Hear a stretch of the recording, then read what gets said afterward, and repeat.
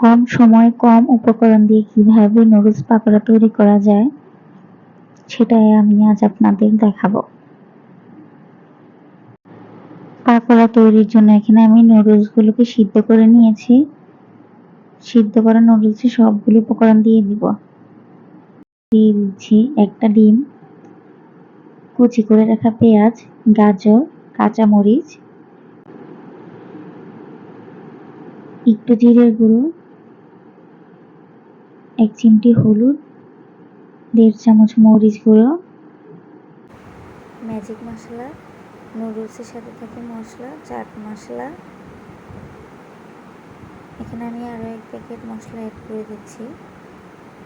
চালের গুঁড়া 4 টেবিল চামচ, বেসন 2 টেবিল চামচ, কর্নফ্লাওয়ার 1 টেবিল চামচ, লবণ পরিমাণ মতো। এখন আমি সবগুলো উপকরণ একসঙ্গে মিশিয়ে রেখে দিব।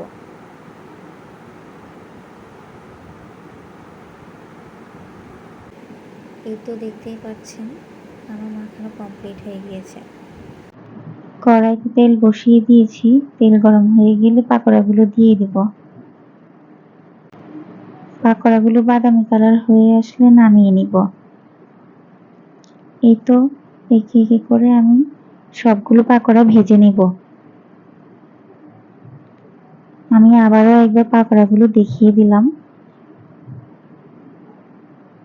এরই মাঝে আমার পাকোড়াগুলো রেডি হয়ে গেল।